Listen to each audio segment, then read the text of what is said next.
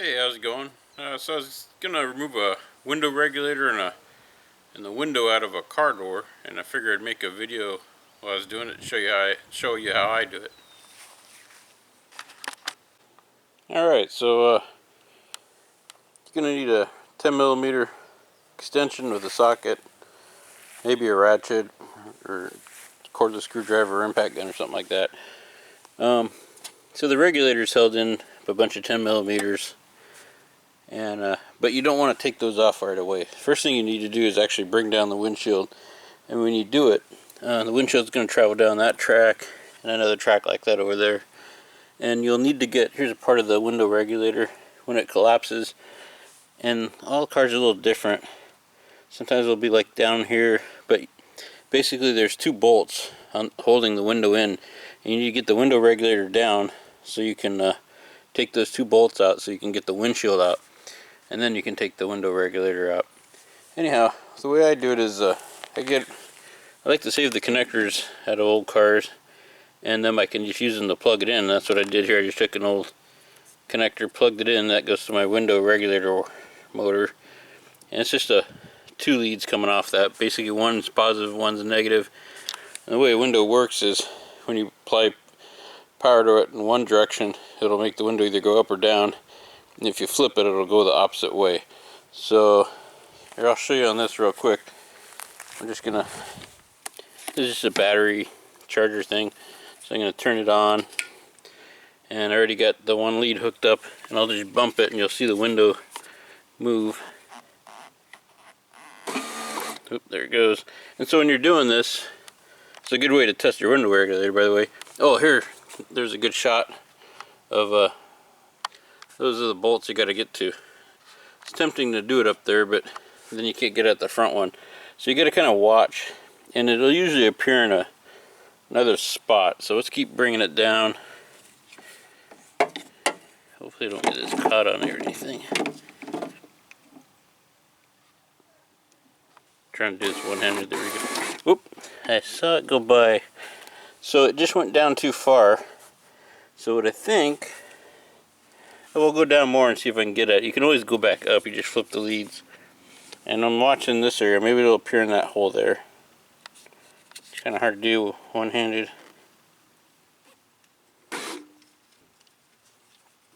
Sorry about the... Should really use a stand on this. Okay, I did not get to see it.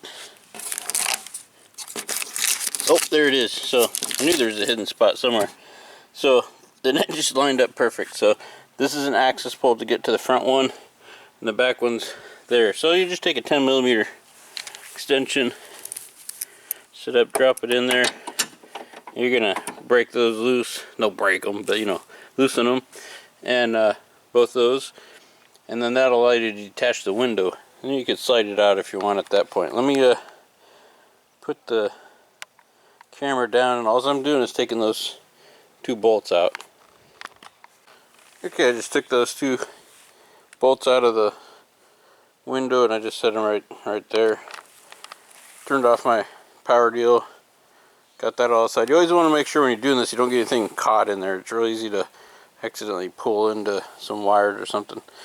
Anyways, let me see if I can do this. I'm just gonna grab this here and see if this comes off. No, it's coming out really easy. One-handed even. There you go. So we got the window out. Don't be scared, it's not broken. That's just how they make them for some reason. So I get the window out. Now I'll have to get the window regulator. I can't remember if I got to collapse it more to make it easier to get out, which might be the case, because you're going to be getting it out of this hole. So what I think I'm going to do is actually collapse this all the way now that I got the window detached, then take the bolts out and then fish it out this hole. Alright, so a couple little tips here. This piece is just like taped onto this plastic. There's just some electrical tape, so I just took that off. And then feed this down in here. And then we just take off all those golden 10mm bolts, and that'll drop the window regulator. Should really use gloves when you're doing this so you don't cut yourself on the sharp edges.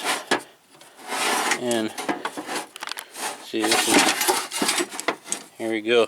So when this goes all the way up and down, and so as you can see, after I dropped it down, took the 10mm bolts up, I brought it up just enough to where everything's kind of in this area here. If I kept going up, it'd start going up in that direction. So it's all on the 180 line there. There you go. I don't even think, yeah, I guess that's okay. So anyway, so that's your window regulator set up there. I know it works because, you know, we were making it go up and down. Now you can, so these go out all the time. Well, not all the time. This is like 91. This is 2000, what is it, 2020 now? So it's quite a, how many years is that? It's almost like 30 years old. And this one still works. Anyhow, but you know, after 30 years they start going bad sometimes. I got a theory. I think other parts inside the car actually go bad and cause these things to overdrive, and that's what burns out these window regulators on the Honda Accords. So I don't think it's always the window regulator's fault. Anyhow, so again, that's how you get your window regulator out. You got your window out, you can sell that. Doors don't sell very fast. I took the mirror off already. It's just 3 bolts in there. Hold that on, that pops out. Take your electrical connector off, and then take this to the scrapyard and then sell these for parts. Anyways, I hope this video helps somebody out there. If you liked it, maybe give me a thumbs up, and if you subscribe, you'll see more videos as they come out. Thank you for watching.